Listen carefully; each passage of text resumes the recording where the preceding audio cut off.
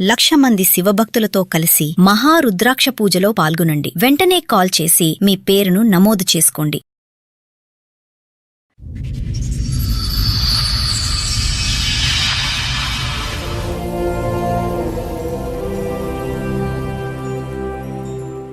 Marriage అయింది 7 years అయింది.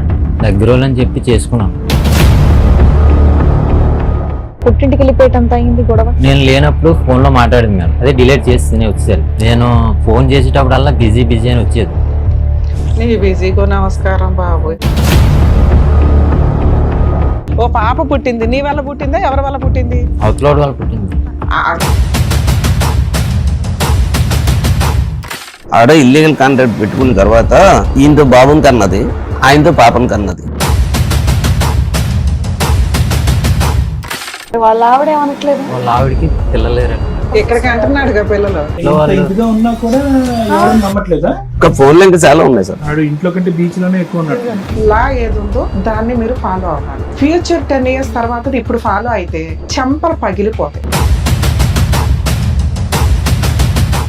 వైఫుల్ని వదిలేసి ఆ భాస్కర్ లాంటి వాళ్ళు, భర్తలను వదిలేసి దేవి లాంటి వాళ్ళు, ఈ సొసైటీకి మీరంతా దరిద్రపు పర్సన్స్ కింద లెక్క. పేరేమో ఫస్ట్ తండ్రి పేరు పెట్టింది, నేను పుట్టిందేమో ఏంకంట అని ఆ పిల్ల క్వశ్చన్ చేసే రోజు వచ్చిన రోజు మీకంటే హీనమైన మనుషులు ఇంకొకళ్ళు ఉండరు. అమ్మ నాన్న తాత ఏదో చెప్పారు, ఆ కుటుంబం అంటే ఒకటి ఏడిస్తే వాళ్ళు చెప్పు తీసుకొని కొట్టాలి ఆ పిల్లని. విచ్చలవిడిగా తిరుగుతున్నాను హ్యాపీగా. ఎవరి లైఫ్ ఇక్కడ స్పాయిల్ అయింది? లాకి రెస్పెక్ట్ ఇస్తున్న వ్యక్తి లైఫ్ స్పాయిల్ అయిందా?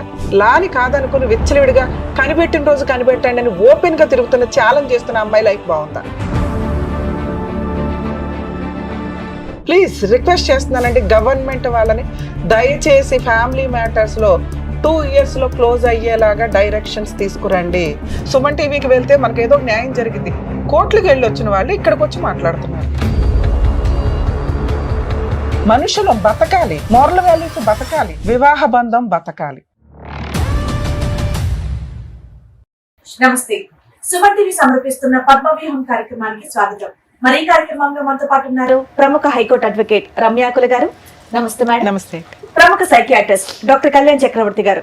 నమస్తే సార్. నమస్తే మేడం. కుమార్ గారు ఆయన సమస్య చెప్పుకోవడానికి ఇక్కడి వరకు వచ్చారు. ఆయన సమస్య ఏంటో అడిగి తెలుసుకుందాం. షూర్ అండి. హలో అండి, అలా అండి. ఎక్కడి నుంచి వస్తున్నారు? అదే అనకాపల్లి జిల్లా బుచ్చిపేట మండలం మేడం. ఓకే, చెప్పండి ఇక్కడి వరకు దేనికి వచ్చారు, ఏంటి సమస్య?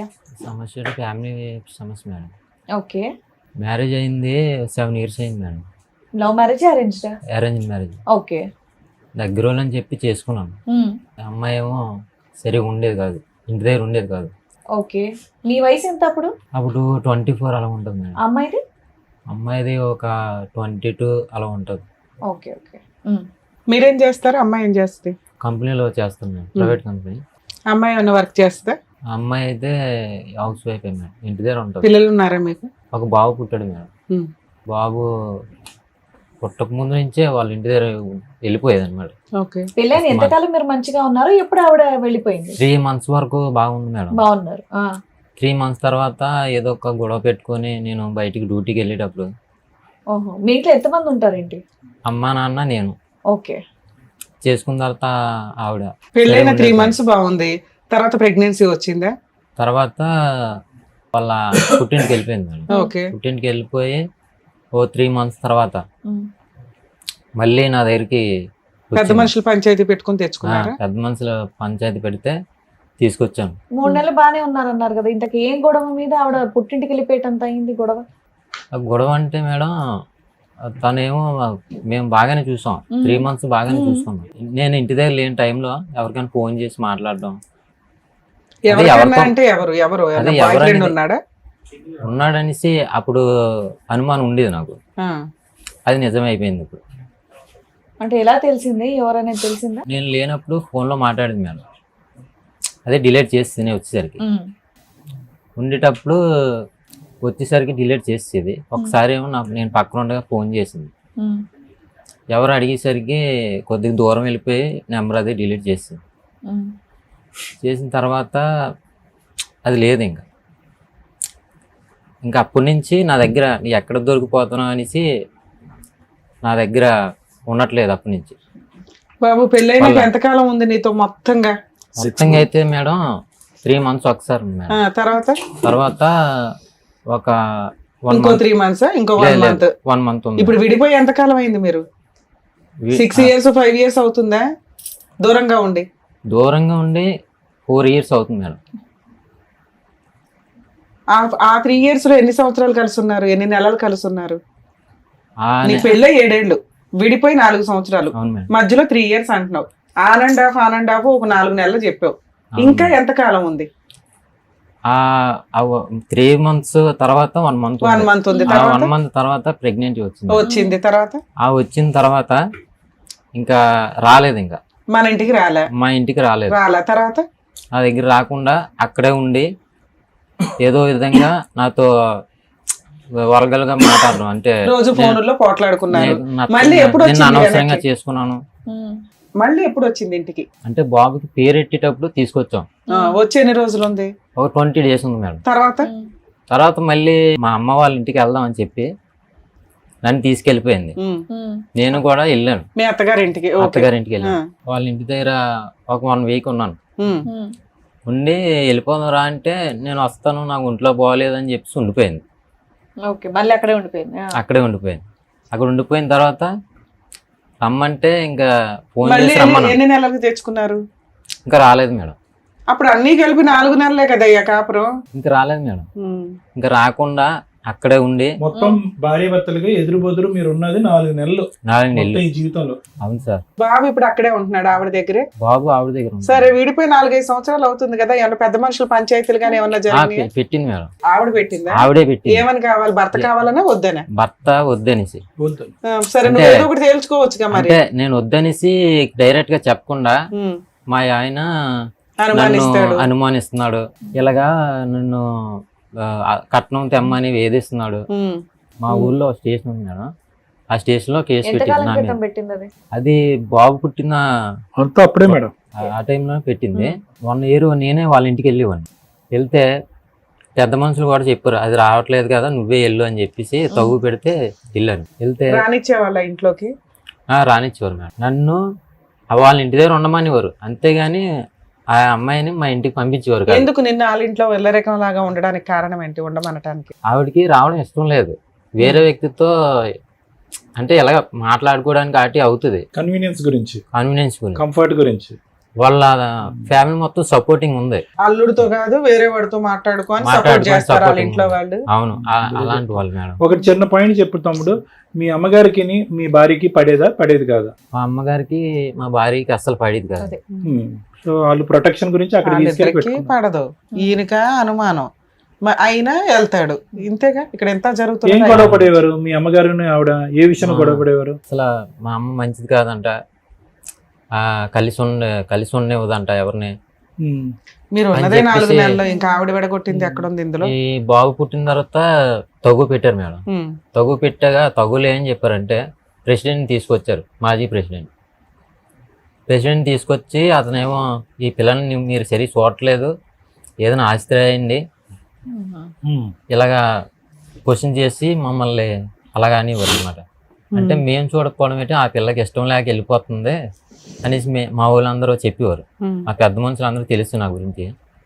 చెప్తే లేదు తప్పు ఆ పిల్లదే అనేసి అయినా సరే ఎవరో నమ్మేవారు కాదు. అయినా సరే ఆ తగు అయిపోయిన తర్వాత ఆ అబ్బాయినే మా ఇంటికి రమ్మానండి అని చెప్పేసి మళ్ళీ నేను వాళ్ళ ఇంటికి వెళ్ళేవాడిని. ఆ బాబు గురించి వెళ్ళేవాడిని. ఎంతకాలం వాళ్ళ ఇంట్లో ఇల్లరికం కింద ఉన్నావు? వెళ్ళి వచ్చేవాడువా? పూర్తిగా ఉన్నావా రాత్రి? బాబు నేను డ్యూటీ చేసుకుని వెళ్ళి చూసి వచ్చాను. వెనక్కి వచ్చేసేవాడు. సో బాబుని చూడటానికి వెళ్ళేవాడు. బాబుని చూసి వెళ్ళి అలా ఎంతకాలం వెళ్ళావు? 1 year వరకు వెళ్ళాను. ఓ, మరి మీ ఇంట్లో ఉన్నది 4 నెలలు, నువ్వు వాళ్ళ ఇంటికి వెళ్ళి రావటం అనేది 1 సంవత్సరం. 1 year వరకు వెళ్ళాను సార్. ఆ 1 year తర్వాత మళ్ళీ కేసు పెట్టింది. నేను వెళ్ళిన తర్వాత కూడా ఎందుకు రాత్రి ఉండకుండా వెళ్ళిపోతున్నావునా? నేను 3 months మా నాన్నకి బాగలేదు, మా నాన్నగారికి అంటే డ్రింకింగ్ అది చేస్తుంటాడు. దానివల్ల బాగలేదంటే హాస్పిటల్ తీసుకెళ్ళడానికి కానీ 3 నెలలు వెళ్ళలేదు. ఈ 3 నెలలు రాలేదు కదా అని చెప్పేసి నా మీద కేసు పెట్టింది.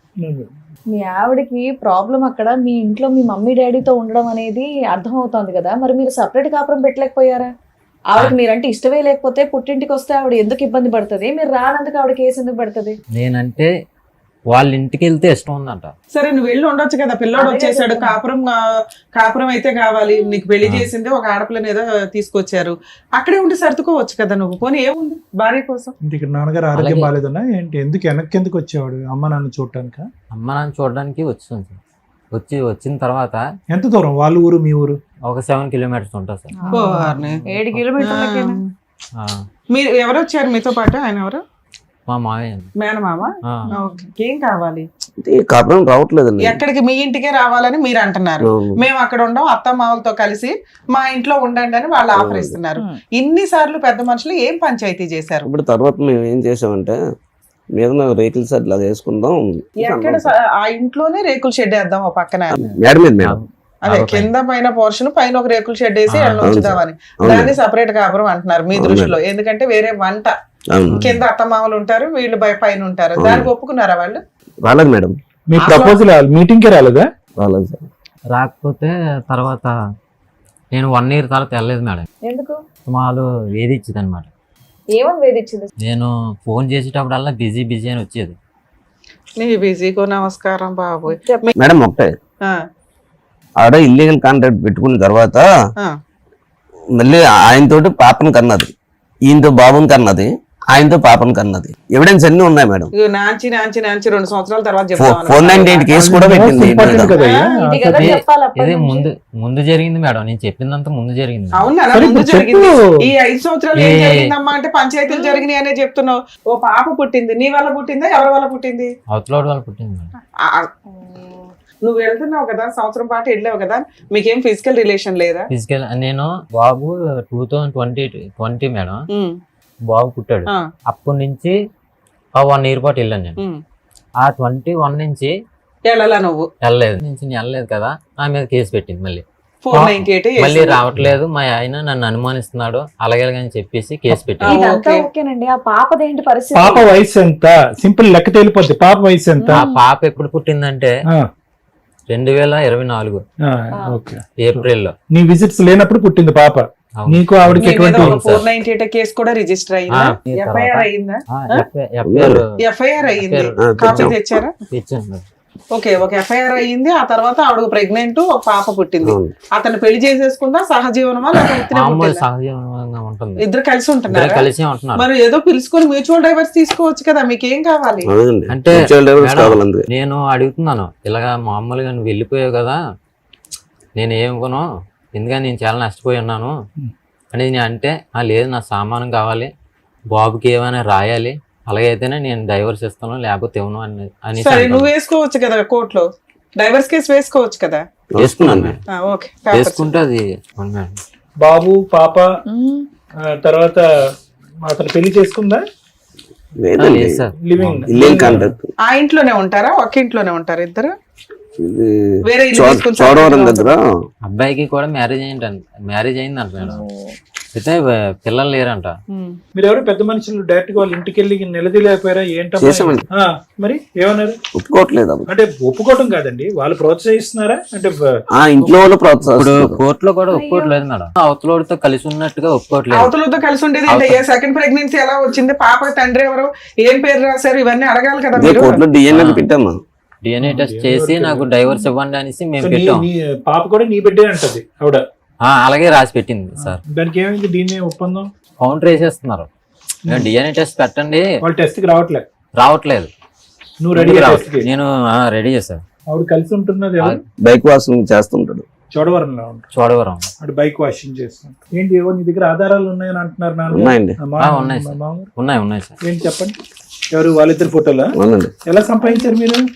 అదే ఇన్స్టాగ్రామ్ ఇన్స్టాగ్రామ్ లో పెడుతుంది ఆవిడ. ఓపెన్ గా పెట్టిందా? ఓపెన్ గా చాలా ఓపెన్ గా పెట్టి కోర్టుకు వచ్చి నాకేంటి ఈ ఫోటోలు నిజం కాదు, ఆ పిల్ల నా భర్తకే పుట్టింది అన్నది పెట్టేసింది. ఈడే ఉమ్. వారిని. ఈయన వాష్ చేసుకుంటాడో లేదు కానీ కారు వాష్ చేస్తాడు ఈడు. Bike washing. Bike washing. Um. వాళ్ళ ఇంట్లో వాళ్ళు కూడా ఏం మాట్లాడలేదా? వాళ్ళ అమ్మ నాన్న కూడా అవును సార్. మాట్లాడలేదా? ఇంత ఇంత వాళ్ళ ఇంట్లో ఇంత వాళ్ళు- ఇదిగా ఉన్నా కూడా ఎవరు నమ్మట్లేదా? అంటే పెద్దల ద్వారా తేల్చుకుందాం, నా సామాన్లు నాకు ఇచ్చి బాబు పేరుని ఏదైనా రాసి కట్నం డబ్బులను నా సాయిరు నాకు ఇచ్చాను, నేను విడాకులు ఇచ్చేస్తాను అంటుంది. ఇల్లీగల్ కాంట్రాక్ట్ పెట్టుకున్న తర్వాత నీకు ఎలా ఇస్తామని చెప్పేసి అదే, నేను అన్నాను సార్. ఇంత అన్యాయం అయిన తర్వాత మేము మళ్ళీ నష్టపరిహారం ఇస్తాం చాలా అన్నట్టు మీరు కేసులు పట్టుబట్టారు అంతే కదా. Yes sir. ఇంత బహిరంగంగా ఫోటోలు తీసుకుని ఇంకా ఇది ఒక్కడిది ఇతని ఫోటో మేడం, అదే మిగతా వాళ్ళందరూ ఆ హీరో. ఇంకా ఫోన్లో ఇంకా చాలా ఉన్నాయి సార్. ఆడు ఇంట్లో కంటే బీచ్ లోనే ఎక్కువ ఉన్నట్టు. ఫోన్ చూపెట్టరు తమ్ముడు. ఈ ఫోటోలన్నీ ఎక్కడ దొరికినాయి మీకు? అవన్నీ Instagram ఇన్స్టాగ్రామ్ లో. ఏంటి మళ్ళీ డైరెక్ట్ పోస్ట్ చేసుకున్నారు కూడానా? అవునండి. ఓ నాయనో. ఆవిడ ధైర్యం ఏంటండి? ఇంకో అంటే face, ఇంకో blue నేను logo లాగా ఆ ఉంది. ఫోటోలు చూసి నేను మ్యూచువల్ డైవర్స్ ఇదిగమ్మా. ఇవిడేంటి ఇచ్చేస్తాను. బుల్లెట్ కూడా నడుపుతుందా లేదంటే ఆడికి అడిగే బుల్లెట్? వాడి బుల్లెట్ వారిని అయ్యో రామా, ఇంత దారుణంగా ఉన్నా సరే నాకు కేసు తేలట్లేదు అని చెప్పి నా బాధ. చాలా అన్యాయం రా తమ్ముడు, చాలా. నేను మళ్ళీ కౌంటర్లు వేస్తుంటుంది. మళ్ళీ కౌంటర్లు వేస్తుంది, పాప డిఎన్ఏకి రావట్లేదు. అతనికి పెళ్ళైంది అన్నారు కదా, మరి వాళ్ళ ఆవిడ ఏమనట్లేదు వాళ్ళ ఆవిడకి పిల్లలేరట మేడం. అని దేనికైనా ఇక్కడికి ఒప్పేసుకుందా? అంటున్నాడుగా పిల్లలు. ఆ పిల్లలు లేకపోతే మేడం, అంతే. ఆవిడని వదిలేశారనేసి తెలిసింది. ఓ ఇవిడు చాలా బిజీ మేడం. మొత్తం మీరైతే ఇవిడతో డివోర్స్ తీసుకోవడానికి రెడీగా ఉన్నారు నేనైతే రెడీ మేడం. కోర్టులో రన్ అవుతుంది మేడం. అనేసి కోర్టులో రన్ అవుతుంది. నేను ఇన్స్టాగ్రామ్ లో వీడియోలు చేస్తున్నాడు. అబ్బా బాబా. సార్ విన్నారుగా, మీరేమంటారు? అసలు ఎక్కడ ఇది అతకనటువంటి ప్రయాణం ఎందుకు మొదలైందో మనకు అయితే తెలియదు. ఎందుకు వ్యక్తిత్వాల పరంగా చూసుకున్నా అంటే కొన్ని ఫోటోలు మీరు చూశారు, చూసిన దాన్ని బట్టి వ్యక్తి యొక్క మనస్తత్వం ఎలా ఉంటుందని కొంతవరకు ఐడెంటిఫై చేయగలం. నేను కానీ మేడం వాళ్ళు కానీ చాలా వరకు ఏంటంటే నీలో చాలా నెమ్మదైనటువంటి మనిషి, అమాయకత్వం కనిపిస్తుంది. గొడవలు పెట్టుకుని ఆర్గ్యుమెంట్లు పెట్టుకుని కోర్టులు తిరిగి పోలీస్ స్టేషన్ తిరిగేటటువంటి మనస్తత్వమే కాదు నేను. కాదండి. ఆ అమ్మాయిని చూస్తుంటే కనుక చాలా ష్రూడ్గా కనిపిస్తుంది. అంటే చాలా యాక్టివ్గా, చాలా డామినెంట్గా, దేనికన్నా నేను రెడీ అన్నట్టుగా అనిపిస్తుంది. అంటే అమ్మాయి ఎంతవరకు ఏ తప్పు చేస్తుంది అనే దాని గురించి నేను మాట్లాడట్లేదు, కానీ చాలా డైనమిజం అనేది కనిపిస్తుంది ఆ అమ్మాయిలో. ఎంత కాదనుకున్నా కూడా ఒక 5-6 years బ్యాక్ వెనక్కి వెళ్తే కనుక నువ్వు ఇంకా సన్నంగా బక్కగా ఉండుంటావు, ఇంకా అమాయకంగా ఉండుంటావు. ఆ అమ్మాయి చూస్తుంటే కనుక ఇంకా చిన్న వయసు కాబట్టి ఆ అమ్మాయి ఇంకా డామినెంట్గా అగ్రెసివ్గా ఉంటుంది అనేది అనిపిస్తుంది నాకు. అంటే ఇప్పటికీ కూడా మీరు చూపెట్టినటువంటి ఫోటోల్లో 2024కి సంబంధించినటువంటి ఫోటోలు ఎక్కడా కూడా అమ్మాయి యొక్క మానసిక పరిస్థితి కానీ, ఆలోచించే శైలి కానీ, ఆ తీరు కానీ ఫోటోలు తీసుకోవటం తప్ప డాక్టర్ గారు అంటే కనుక ఎవరితో ఫోటోలు తీసుకోవాలో వాళ్ళతో తీసుకోకుండా పిల్లల్ని ఇంటా వంట వదిలేసి రకరకాల దారులు తిరుగుతూ వేరే వ్యక్తులతో అంత బహిరంగంగా ఫోటోలు వీడియోలు తీసుకుంటూ పబ్లిక్ ప్లాట్ఫామ్ మీద టెలికాస్ట్ చేస్తూ ఉండేటటువంటి వ్యక్తి యొక్క వ్యక్తిత్వాన్ని ఏమంటారు? ఫోటోలు వీడియోలని మనం తప్పు పట్టట్లేదు. ఇక్కడ సంసార జీవితాన్ని, పెళ్లిని నిలబెట్టుకోలేనటువంటి పరిస్థితి. సరే, మీకు వేరే మీ అత్తగారి దగ్గర సమస్యలు ఉండొచ్చు, మీ మామగారి దగ్గర సమస్యలు ఉండొచ్చు, రకరకాల ప్రాబ్లమ్స్ ఉండొచ్చు. కానీ అవేంటంటే ఒక పెద్దల సమక్షంలో ఒకసారి తప్పు చేస్తే కనుక ఇంకోసారి తప్పు సర్దుకుని దిద్దుకుని కాపురాన్ని నిలబెట్టుకునేటటువంటి ప్రయత్నం చేయకుండా ఇది ఇక్కడే వదిలేసి అక్కడ వేరే జల్సాలు చేస్తూ ఫోటోలు తీసుకుంటూ వీడియోలు తీసుకుంటూ పబ్లిక్ ప్లాట్ఫామ్ మీద టెలికాస్ట్ చేసుకుంటూ నాకేమీ లెక్కపత్రం అనిపించట్లేదు, నేను ఇలాగే ఉంటాను అనేటటువంటి వ్యక్తిత్వాన్ని మనం ఏమంటాం? అది ఎవరికి వాళ్ళుగా ఎవరు ఆలోచన శైలికి మనం వదిలేద్దాం. ఎందుకంటే ఆ ఫోటోలు మీరందరూ కూడా ఎవరైతే ప్రేక్షకులు చూస్తున్నారో బహిరంగంగా చూడలేదు కాబట్టి బహుశా మీరు అంత విశ్లేషించడం కష్టమేమో. కానీ అవి చూసిన తర్వాత నాకేమనిపిస్తుంది అంటే వీళ్ళిద్దరికీ, కుమార్కి కానీ లేదంటే ఆ అమ్మాయికి కానీ మొదటి నుంచి మిస్ మ్యాచ్. ఆ అమ్మాయి ఏంటంటే ఇండివిజువాలిటీ, ఇండిపెండెంట్, అవైతే నాకు చాలా క్లియర్ కట్ గా కనిపిస్తుంది. హ్యాపీగా ఉండాలి, ఫ్రీగా ఉండాలి, తనకు కావాల్సినటువంటి జల్సా జీవితాన్ని తను బ్రతకాలి. ఒక పెళ్లి అనేటటువంటి మూడు వేసినంత మాత్రాన వంటింట్లో ఉంటూ అత్తమామలు చెప్పేటటువంటి విధంగా ఉండేటటువంటి వ్యక్తిత్వం కాదు. అది తప్ప డాక్టర్ గారు అంటే కనుక అది తప్పు అని నేను అనట్లేదు. అది ఆ అమ్మాయి స్టైల్ ఆఫ్ లివింగ్. అది క్లియర్ కట్ గా ఫోటోల్లో కానీ ఏది మీ పెళ్ళి అయినటువంటి 4 years తర్వాత, ఇద్దరు పిల్లలు కన్నా తర్వాత వాళ్ళు ఆ విధంగా బహిరంగంగా ఉండటం అనేటటువంటిది ఎంత తెగింపు అనేది నా ప్రశ్న.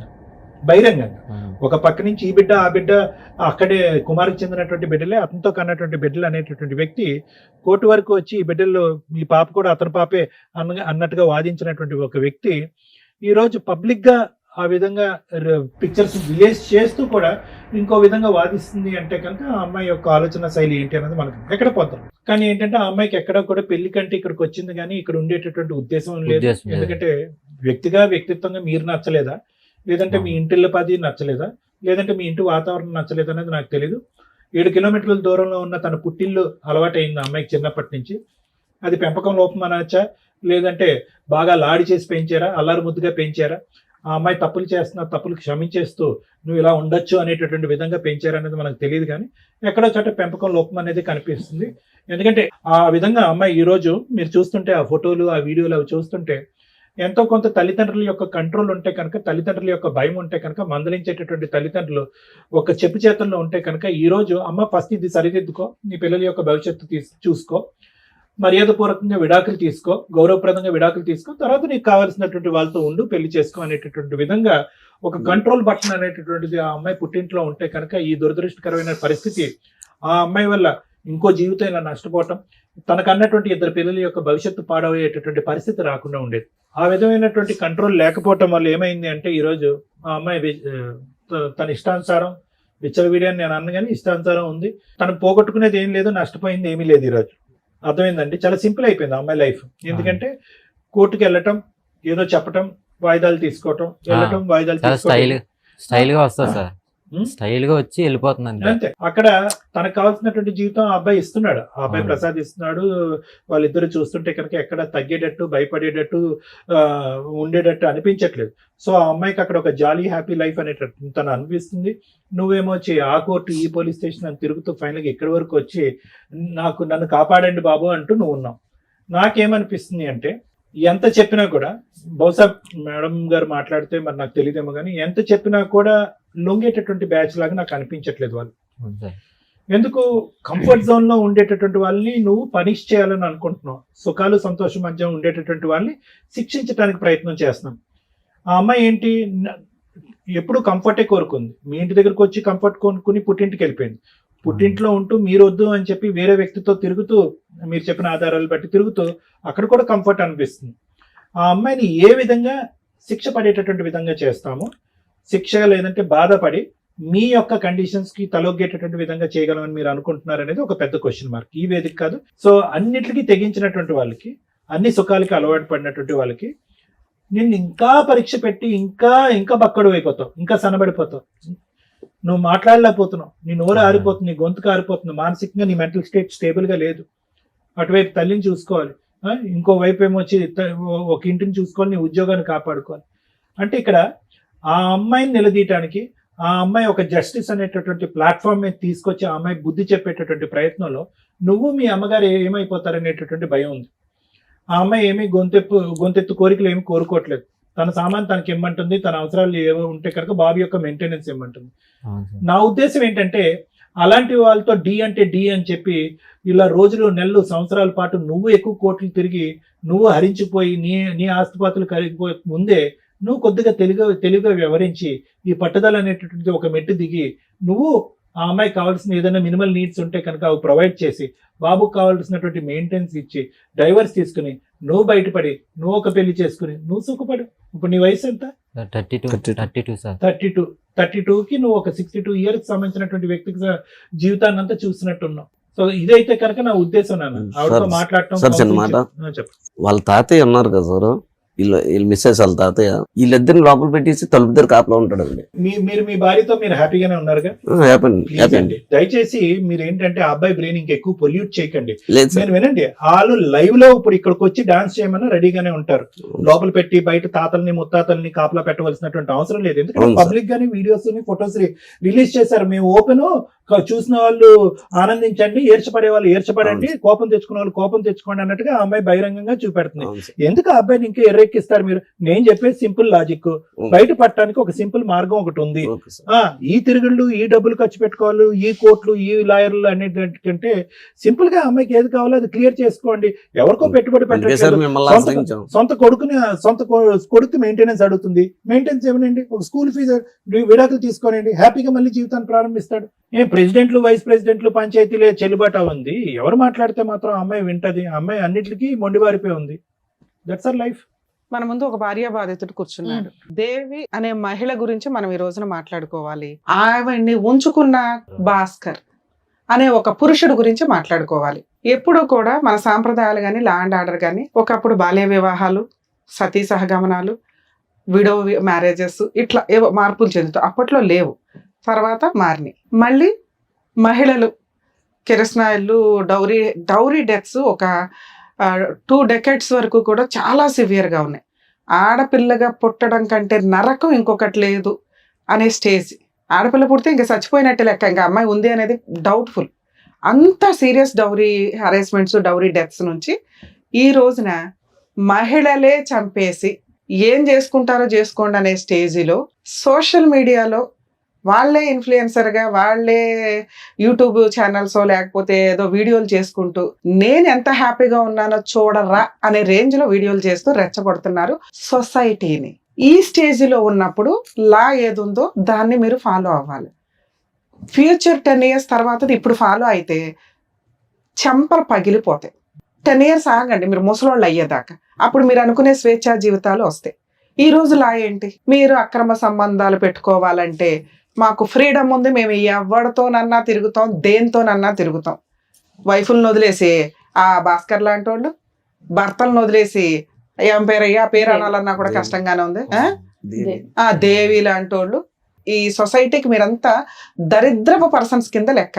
అదేంటి మేడం వ్యక్తిగత స్వేచ్ఛను మీరెవరు పాయింట్అవుట్ చేయడానికి? అంటే ల్యాండ్ ఆర్డర్ ఒకటి ఏడ్చింది కదా. ల్యాండ్ ఆర్డర్ ఉన్నప్పుడు ఈ జనరేషన్లో మనకి లా ఏం చెప్తుందో దాన్ని ఫాలో అయ్యి ధైర్యంగా బయటకు వచ్చి మీరు వీడియోలో చేసుకొస్తారో, పెళ్ళిళ్ళే చేసుకుంటారో, పేరెంటాల్లో చేసుకుంటారో, పిల్లల్నే కంటారో ఆలోచించండి. ఈ టైంలో మీరు లాకి రెస్పెక్ట్ ఇవ్వకుండా మీరు ఏం చేసుకుంటారో చేసుకోండి అని విచ్చలవిడిగా ఎవరినో పెళ్లి చేసుకోనో లేకపోతే సహజీవనం అని లైసెన్స్ ఇచ్చేసింది కాబట్టి పిల్లల్ని కనేసి ఆ పిల్లల్ని తీసుకొచ్చి సొసైటీలో ఏమని చెప్తారు? రేపటి రోజున వాళ్ళు ఎలా పెరుగుతారో తెలుసా? వాళ్ళ ఆలోచన విధానాలు ఎలా ఉంటాయో తెలుసా? కరెక్ట్ తల్లిదండ్రులు లేక తల్లి ఎవరితో తిరుగుతుంటే ఆయన నాన్న అని పిలవాలో లేదో వాళ్ళకి పూర్తిగా తెలియదు. చిన్నపిల్లలు కాబట్టి పిలుచుకుంటూ వెళ్తారు. ఒక ఏజ్లో వాళ్ళకి తెలుస్తుంది అతను సొంత తండ్రి కాదు అని పిల్లడికి తెలుస్తుంది. మా అమ్మకి విడాకులు అవ్వకుండానే పేరేమో ఫస్ట్ తండ్రి పేరు పెట్టింది, నేను పుట్టిందేమో ఏనికంట అని ఆ పిల్ల క్వశ్చన్ చేసే రోజు వచ్చిన రోజు మీకంటే హీనమైన మనుషులు ఇంకొకళ్ళు ఉండరు. కరెక్ట్ జనాలు ఉన్నారో లేదో నాకు తెలియదు. అమ్మ నాన్న తాత ఏదో చెప్పారు, ఆ కుటుంబం అంటే ఒకటి ఏడిస్తే వాళ్ళు చెప్పు తీసుకొని కొట్టాలి ఆ పిల్లని. నాన్న మనం సొసైటీలో తలెత్తుకొని తిరగాలి, అతను వేస్ట్ ఫెలో నీ భర్త, రూపాయి కూడా పెట్టడు, మీ అత్త మామ గయ్యాళి గంపలో, ఇట్లాంటి వాళ్ళు మనకొద్దు విడాకులు ఇచ్చేద్దాం అని ఇచ్చేసి నువ్వు ఏదైనా చేసుకొని ఉంటే ఈ రోజు నీ తరపున నీ పిల్లోడి తరపున మాట్లాడడానికి ఉండేది. ఇలా ఉన్న అమ్మాయిలు ఆలోచించుకోండి, మిమ్మల్ని చాలా దారుణంగా అసహించుకోవచ్చు, డౌటే లేదు. ఎవరన్నా అసహించుకుంటారు. అలాంటి క్యారెక్టర్స్ తోటి మీరు హ్యాపీగా బతికాము అనుకుంటే ఈ రోజున మాతో పాటు మా వ్యూవర్స్ అందరూ మిమ్మల్ని చూశారు, ఇలాంటిదా ఈ అమ్మాయి, ఇలాంటి కూడా అబ్బాయి అనుకుంటారు. నెక్స్ట్ ఇందులో ఇంకా మహాతల్లులు ఉంటారు, కాంపెన్సేషన్ ఈ రేంజ్లో అడుగుతూ ఉంటారు. మీరు ఇంకా వరస్ట్ తల్లి, చేసేదేమో పనులు, అడిగే కాంపెన్సేషన్ ఓ రేంజ్లో ఉంటాయి. లా అండ్ ఆర్డర్ నిజంగా ఎవరైనా సర్వే చేస్తూ ఉంటే ఒకసారి మేము ఈ ఎపిసోడ్లు చేసేటప్పుడు వీళ్ళందరి దగ్గర అఫిడవిట్స్ తీసుకుంటూ ఉంటామండి. మా ఛానల్స్ని కాంటాక్ట్ అయ్యి ఎంతమంది ఇట్లా సఫర్ అవుతున్నారో మీరు రిపోర్ట్ తీసుకున్నా కూడా దెబ్బకి లా అండ్ ఆర్డర్లో చేంజెస్ వచ్చేస్తాయి. ఇవన్నీ రియల్ కేసుల్లో, సరే ఫేక్ కేసుల్లో మీరు ఏదనుకున్నా కూడా, ఎందుకంటే పాపం వీళ్ళందరూ మళ్ళీ సఫర్ అవ్వకూడదు బయటికి వెళ్ళి. ఇవి నిజాలు అని మేము ఎవిడెన్స్తో ఇస్తే చట్టాలు మార్చాల్సిన పరిస్థితి వస్తుంది. ఎందుకంటే ఇవన్నీ దగ్గర 12 years నుంచి ఇట్లాంటి ఎపిసోడ్లు చేస్తున్నాం. వరస్ట్ దిగజారుతున్నాయి. మీరు అబ్జర్వ్ చేస్తున్నారా? మోరల్ వాల్యూస్ లేవు, కుటుంబ తగాదాలు లేవు, అక్రమ సంబంధాలు domination.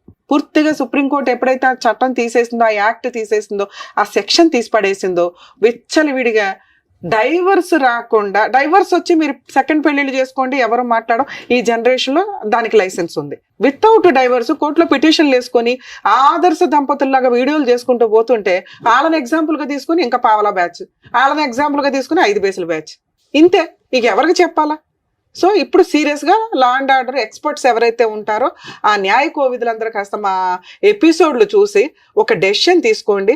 Extra marital affairs, adultery ఉన్న సెక్షన్స్కి పనిష్మెంట్ ఇస్తే ఇవి కొంచెం సీక్రెట్గా కంట్రోల్ అవుతాయి.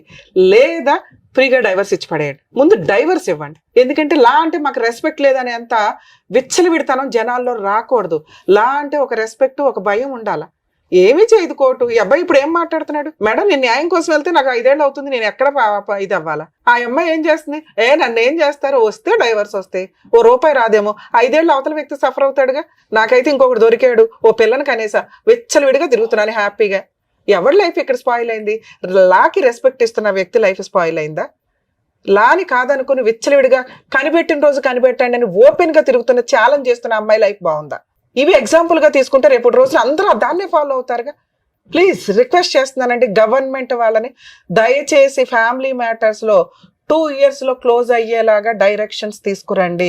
ఇలా అన్ని ఈ ఛానల్స్ లో మేము ఇక్కడ కూర్చొని ప్రతి ఎపిసోడ్ లో చేసుకుంటూ ఫ్రీ సర్వీసులు చేసుకుంటూ మేము వెళ్తున్నాం. లీగల్ సెల్ అథారిటీ ఉంది, లోక్ అదాలత్ ఉంది, వాళ్ళ రిపోర్ట్లన్నా తీసుకోండి. ఈ రోజు మేము ముగ్గురు ఇక్కడ కనిపిస్తున్నాం, ఒక ఛానల్ డైరెక్ట్ గా కనిపిస్తుంది వాళ్ళకి. సుమన్ టీవీకి వెళ్తే మనకి ఏదో న్యాయం జరిగిద్ది. కోర్టులకు వెళ్ళి వచ్చిన వాళ్ళు ఇక్కడికి వచ్చి మాట్లాడుతున్నారు. కోర్టు కదా ఫైనల్, మేము కనీసం సెటిల్మెంట్ చేసి పంపించగలుగుతాం. ఈ చేంజెస్ రాకపోతే ఇలాంటి క్రైమ్ పర్సంటేజ్ మనం వినుకుంటూ తలలు నరికేసి, కాల్ చేసి, మొక్కలు చేసి ఫ్రిడ్జుల్లో పెట్టి, బ్లూ డ్రమ్ముల్లో పెట్టి ఈ దరిద్రాలు చూసి ఆహా ఓహో అని కొన్ని రోజులకి అది కూడా అలవాటు అయిపోతుంది. మనుషులు బతకాలి, మోరల్ వాల్యూస్ బతకాలి, వివాహ బంధం బతకాలి. పోనీ వీళ్ళేమైనా ఖాళీగా ఏడుస్తారా? మళ్ళీ ఇంకో పెళ్లిళ్ళు చేసుకుంటారు. అప్పుడు పెళ్లిళ్ళు ఎందుకు? తిరగండి మీ ఇష్టం వచ్చినట్టు. ఆ పిల్లలు పుట్టే వాళ్ళకి ఏదో కొత్త చట్టాలు తీసుకొచ్చి కనీసం లాకి రెస్పెక్ట్. ఎందుకంటే ఒక అడ్వకేట్గా నేను లా గురించి బాధపడాలి. లా రెస్పెక్ట్ ఇవ్వకపోతే నాకు చాలా కష్టం అవుతుంది. ఆ అమ్మాయి రెస్పెక్ట్ ఇవ్వాల. రెస్పెక్ట్ ఇచ్చిన అబ్బాయి ఇక్కడ కూర్చొని బాధపడుతున్నాడు, నాకు న్యాయం ఎక్కడ జరిగిద్ది అని. ఇక మీ కేసు విషయానికి వస్తే నాన్న, ఇది నేను ఇప్పుడు మాట్లాడింది జనరల్ టాపిక్. నిజంగా బాధేస్తుంది మాకు. లాకి రెస్పెక్ట్ ఇచ్చిన వ్యక్తి బాధపడుతున్నాడు. ఇక్కడ తెగిచ్చేసిన మనిషి ఏం చేయలేరు, ఎందుకంటే లేడీస్ని ఏం చేయలేము ఈ రోజున. ఆ 2 కేసులు నీకు డైవర్స్ వస్తాయి కన్ఫర్మ్, డౌట్ లేదు. 498 నువ్వు గెలుస్తావు ఇప్పటికి ఓ 3 yearsకి. అలానే నువ్వు ఇప్పుడు సెకండ్ మ్యారేజ్ చేసుకున్నావు అనుకో, మళ్ళీ ఏదో పనికి మళ్ళీ కేసు ఫైల్ చేస్తావు. అవునా? ఇక్కడ లా ఏముంది అనేది ఫస్ట్ మీరు తెలుసుకోండి. ఆ అమ్మాయి ఎంత మిస్టేక్తో పాటు క్యారెక్టర్ లెస్. నేను అసలు మాట్లాడట్లే అమ్మాయి గురించి, అదే ఎంతసేపు మాట్లాడా. అలాంటి వేస్ట్ ఫెలోస్ గురించి ఎంత తక్కువ మాట్లాడుకుంటే అంత బెటర్. కానీ నాకు బాధ వేస్తుంది, మాట్లాడతాను. కనీసం రియలైజ్ అవుతారేమని. అమ్మ మహాతల్లులు, మీకు ఎవరన్నా లవర్స్ ఉంటే ముందే ఏడవండి మీ ఇంట్లో, వేరే అబ్బాయిల గొంతు కొయ్యొద్దు. 2, ఒకసారి పెళ్లి చేసుకున్నాక భర్తే సర్వస్వం అనుకోండి. అత్తమామలతో ఏమైనా తగాదాలు ఉంటే ఓపెన్గా పెద్ద మనుషులు పంచాయతీలు పెట్టుకొని ప్రాబ్లమ్ సాల్వ్ చేసుకోవడానికి చూసుకోండి. ఎవరికి తగాదాలు లేకుండా కుటుంబాలు దాటడం కుదరదు. రిలేషన్సే అలాంటివి. కొత్తగా ఒక 20 ఏళ్ళు ఒక ఇంట్లో ఉండి ఇంకో ఇంట్లోకి వెళ్ళినప్పుడు మన ఆలోచనలు వేరు, మన అలవాట్లు వేరు, వాళ్ళు వేరు. అలాగే ఒక కొత్త అమ్మాయిని యాక్సెప్ట్ చేయడం అంటే వాళ్ళకి కొంత ఇదిగా ఉంటుంది. ఇవి కొంచెం టైం పడుతుంది. మీరు ఆ ఇంటికి లీడర్ అవ్వడానికి, లేదా వదిలిపడేయండి. మీరు కష్టపడి సంపాదించుకోవడం అనేది మీకు గౌరవంతో కూడిన పని, గర్వంతో కూడిన పని, క్యారెక్టర్ పని. మీరు క్యారెక్టర్తో ఉంటే అది మీకు పొగరుతో సమానం. సంపాదించుకోవడం, క్యారెక్టర్తో ఉండడం అనేది ఒక స్త్రీకి ఆభరణాల కింద లెక్క. అవి ఉంటే చాలు. నువ్వు సంపాదించుకో, నీ క్యారెక్టర్తో నువ్వు ఉన్న రోజు నిన్ను ఒక దేవతలా పూజిస్తారు. పూజించకపోయిన పర్ల, నువ్వు తలెత్తుకొని పొగ్గరగా సొసైటీలో తిరగగలుగుతావు. అవి దొబ్బుతున్నాయి ఈ రోజున, లేవు. ఎవరితో మాట్లాడగలం మేము? లీగల్ ప్రాసెస్లో ఆ అమ్మాయి లాంటి వాళ్ళకి ఏం చెప్తున్నాను, మీలాంటి వాళ్ళకి చెప్తున్నా. ఒక అమ్మాయిని పెళ్లి చేసుకున్నావు, డే 1 నుంచి నీకు అనుమానం. ఎందుకు అనుమానం అంటే నిజంగానే అమ్మాయి ఫోన్లో మాట్లాడింది, ఓకే. అయినా నువ్వు యాక్సెప్ట్ చేసి ఒక పిల్లాడిని కన్నావు. నిన్ను నమ్ముకొని ఓ పిల్లాడు సొసైటీలోకి వచ్చేసాడు. తప్పు నువ్వు చేసావు, ఎవరినో తగులుకొని వెళ్ళిపోయావు. నువ్వు మెయింటెనెన్స్ ఇవ్వవు, ఏం చేసుకుంటావో చేసుకొని తెగిచ్చేసావు. అప్పుడు ఆ అమ్మాయి కామన్గా ఏం చేస్తుంది? భర్త నువ్వే కావాలని మీ ఇంటి ముందు నిరాహార దీక్ష చేయడము, వాళ్ళకి మహిళా సంఘాలు ఏవో ఉంటే, లేదా లా అండ్ ఆర్డర్ కొంచెం 4 కేసులు వేసుకోవడానికి ఉంది. తిరిగి మహిళలు మెయింటెనెన్స్ వసూలు చేసుకోవడానికి 2-3 years పడుతుంది. ఆ ఇచ్చే పావలా మెయింటెనెన్స్లకు ఈ లోపల లాయర్ ఫీజులు, మెంటల్ టెన్షన్, కోర్టు చుట్టూ తిరగడం. అందుకే అంటున్నా, మీరే సంపాదించుకోండి. ఈ ముష్టిల కోసం తిరగొద్దు, డిప్రెషన్ వచ్చేస్తుంది. కూలి పని చేసుకుని ఇంట్లో ఎవరి పనులు చేసుకున్నా కానీ 10-15 వేలు వస్తాయి. 2, పిల్లల హక్కు ఒకటి ఉంటుంది ఇక్కడ నువ్వేం మాట్లాడుతున్నావంటే ఆ అమ్మాయి తప్పు చేసింది, ఆ అమ్మాయి క్యారెక్టర్ లెస్, ఆ అమ్మాయి ఒకరిని తగులుకొని వెళ్ళిపోయింది. ఆ అమ్మాయి 2022లో నా మీద 498 కేసు వేస్తే నేను కలిసి లేను. ఎవిడెన్స్, అది ఫస్ట్ ఎవిడెన్స్. మీ మీద 22లో 498 మీ ఫ్యామిలీ మెంబర్స్ మీద కేసు నడుస్తుండగా మీరిద్దరూ కలిసి ఉన్నారనేది ఎక్కడ ఎవిడెన్స్ లేదు. వాళ్ళు వేసిన కౌంటర్లో మీరు డైవర్స్ కేసు ఆ అమ్మాయిని రెస్పాండెంట్ 1, రెస్పాండెంట్ 2 అని అబ్బాయిని పెట్టి వేశారు. అలాగే DNA టెస్ట్ కోసం మీరు ఒక పిటిషన్ వేశారు. అందులో వాళ్ళు ఏం చెప్తున్నారు, చాలా కామన్గా చెప్పారు మేడం. రెస్పాండెంట్ 2తో రెస్పాండెంట్ 1 2024లో పాపను కనింది అనేది అబద్ధం, నీ దగ్గర ఏమి ఎవిడెన్స్ ఉంది? నవ్వు వచ్చింది ఆ కౌంటర్ చూస్తే. వాళ్ళ ధైర్యానికి మెచ్చుకోవాలి. బేసిక్ ఎవిడెన్స్ 2022లో 498 వేసి మీరిద్దరూ కలిసి ఉన్నారనే పాయింట్ కౌంటర్లో చెప్పాల. నిజంగా వీళ్ళిద్దరూ కలిసి ఉండి మీరిద్దరూ కలిసి ఉన్నారు, రెస్పాండెంట్ 2 అనేవాడు ఫేక్, అసలు సంబంధం లేదు, నువ్వు పలానా రోజు ఇంటికి వచ్చి పడుకున్నావు ఆ అమ్మాయితో అని నువ్వు ఒక ఎవిడెన్స్ తో రాసి ఉంటే బాగుండేది. 2022లో నువ్వు 498 కేసు ఫైల్ చేసి కోర్టులో కేసులు నడుస్తుంటే ఆ అబ్బాయి ఒక డైవర్స్ కేసు వేస్తే 24లో డైవర్స్ వేసాడు, నువ్వు 24లో పిల్లని ఎట్లా కంటావు? కనీసం ఆ పాప కోసం మెయింటెనెన్స్ కేసు వేయలే అమ్మాయి. ఎందుకు వేయలేదు అంటే తెలుసు కోర్టు తోలు తీస్తుంది అని. మీరు వేసిన డైవర్స్ కేసులో ఆవిడ మాట్లాడుతుంది, మీరు వేసిన డిఎన్ఏ టెస్ట్ పిటిషన్ లో అమ్మాయి మాట్లాడుతుంది, మాకేం సంబంధం లేదు, R2కి R1కి ఏం సంబంధం. R1 అంటే రెస్పాండెంట్ 1 మీ వైఫ్, రెస్పాండెంట్ 2 అంటే ఆ అబ్బాయి. సో వీళ్ళకి సంబంధం లేదు, పాప 24లోనే పుట్టింది కానీ వాళ్ళిద్దరికి సంబంధం లేదు. నువ్వు తండ్రిగా ఎక్కడ చెప్పాలా, మీరు అది అబ్జర్వ్ చేయాలా, మీ పేరు పెట్టారంతే బర్త్ సర్టిఫికేట్లో. ఇవి బేసిక్ ఎవిడెన్స్లు నాన్న. 2022లో 498 పెట్టినప్పుడు 24లో పాప ఎప్పుడు పుట్టింది, 24లో డైవర్స్ నడుస్తుండగా, అర్థమవుతుందా? సో అది మీరు కేసు గెలవడానికి ఉపయోగపడుతుంది. మీకు న్యాయం కావాలంటే న్యాయం కోసం కోర్టులో పోరాడాల్సిందే. రెడీమేడ్ న్యాయాలు మన ఇండియాలో దొరకవు. న్యాయం కావాలా, దరిద్రం వదలాలా, ఈ రెండు వేరు. న్యాయం కావాలి అంటే మీరు ఇంకొక 2 years ఫైట్ చేయండి, 498 కేసు మీరు గెలుస్తారు, డైవర్స్ కేసు మీరు గెలుస్తారు. లేదు మేడం మాకు ఫాస్ట్ గా కావాలంటే ఈ 2 పిటిషన్స్ హైకోర్టుకి మూవ్ చేయండి, స్పీడీ ట్రయల్ డైరెక్షన్ పిటిషన్ వేసుకుంటే రెండిట్లోనూ మీకు ఓహో ఈ అమ్మాయికి పెళ్ళైపోయి ఇంకొకరితో ఉందా, ఇతను ఎందుకు కోర్టు చుట్టూ తిరగాలి, 4 months లో 6 months లో కేసు క్లోజ్ చేయండి అని డైరెక్షన్ ఇస్తారు. ఇలాంటి ఎవిడెన్స్ ఉన్న కేసులు 2024 మ్యాటర్ 25 మ్యాటర్లో హైకోర్టుకి వెళ్ళకండి, స్పీడీ ట్రయల్ కోసం ఇవ్వరు. మినిమం 2 to 3 years పెండింగ్ ఉన్న కేసుల్లో లేదా ఇలాంటి ఎవిడెన్స్ ప్రాపర్ కుప్పలు తెప్పలు ఉన్నాయి పిల్లడి దగ్గర, అలాంటి కేసుల్లో హైకోర్టు స్పీడీ ట్రయల్ ఆర్డర్ ఇస్తుంది. అంటే దానికి కొంచెం ఖర్చు అవుతుంది, ఎంత చిన్న లాయర్ని పెట్టుకున్న హైకోర్టులో మీకు అదొక ఫీజు. 2, తప్పు చేసింది అమ్మాయి, అర్థమవుతుందా, మీ బాబు కాదు. బాబుని పోషించటం అమ్మాయికి ఎంత బాధ్యత ఉందో మీకు అంతే బాధ్యత ఉంది. వాడు మేజర్ అయ్యేదాకా మెయింటెనెన్స్ ఇవ్వాలి. ఆ అమ్మాయి అడగలేదు ఇప్పటిదాకా, ఎటువంటి పిటిషన్ వేయలే. ఇంటీరియర్ మెయింటెనెన్స్ కోసం వేసిందా? బాబుకి మిమ్మల్ని అడుగుతుంది, అవునా, ఎవ్రీ మంత్ పేమెంట్లు చేయమని. ఇలాంటి పాపకి కూడా 5,000 ఇమ్మని రాసింది, పిటిషన్ వేయలే. కౌంటర్ వేరు నాన్న, కౌంటర్ అంటే సమాధానం. కౌంటర్ లో అడిగినంత మాత్రం, కౌంటర్ లో సమాధానం వేసినంత మాత్రం కోర్టు ఆర్డర్ ఇవ్వదు, అర్థమవుతుందా? దానికి ఒక రిలీఫ్ కోసం పిటిషన్ వేయాలి. ఆవిడ అటువంటి పిటిషన్ ఏం వేయలే. మీ డిఎన్ఏ టెస్ట్ లోను నెక్స్ట్ మెయిన్ కేసు కౌంటర్ లోను రాసింది, నాకు 2 పిల్లలకు మెయింటెనెన్స్ ఇమ్మానండి అని, అర్థమవుతుందా? ఇలాంటి ప్రాసెస్ లో ఆ అమ్మాయి అడగడానికి అవకాశం ఉంది. ఒక సుప్రీంకోర్టు మరి అక్కడ ఏ మేధావులు కూర్చుంటున్నారో నాకు అర్థం కాలేదు, కానీ ఆ టాపిక్ నేను అస్సలు మాట్లాడకూడదు అనుకున్నా. ఎందుకంటే ఎక్స్ట్రా మ్యారిటల్ అఫైర్స్ ఏవైతే ఉన్నాయో అవి లైసెన్స్డ్ అనే మాట ఎంత అద్భుతంగా జనాల్లోకి వెళ్ళిపోయిందో, ఇంకొక కొత్త మాట వచ్చింది, డిఎన్ఏ టెస్టులు లేవు, ఇబ్బంది చేశాడు కదా, మీరు ఓడిపోయినట్టు కాదు. అయితే మేడం కోర్టు డిఎన్ఏ పర్మిషన్ ఇవ్వదు. నడిచేటప్పుడు ఆగస్ట్ లో అనుకుంటా, మొన్న 2025 ఆగస్ట్ లో కౌన్సిలింగ్ ఇస్తానన్నారు, అదే మధ్యవర్తిగా ఒక పెడితే అతను ఏమన్నాడంటే, మీరు ఏంటి కలిసి ఉంటారా విడిపోతారా, మీరు కలిసి ఉండేది అయితే కాదు, మీ ఇద్దరిదే సమస్య నాకు తెలుసు, అమ్మాయికి ఎంతో కొంత ఇచ్చాయి. ఆ అమ్మాయి ఎంత అడిగింది ఫుల్ అండ్ ఫైనల్ సెటిల్మెంట్ గా? అంటే ఆ అమ్మాయి అడుగుతుంది కదా, పెట్టినవి అన్ని అడుగుతుంది కదా, అవి ఇచ్చేయండి ఇచ్చేస్తుంది అనేసి అంటుంది కదా అని చెప్పేసి అన్నారు. అంటే నేను అన్నాను, సార్ నన్ను చాలా కేసులు అవి పెట్టిందండి.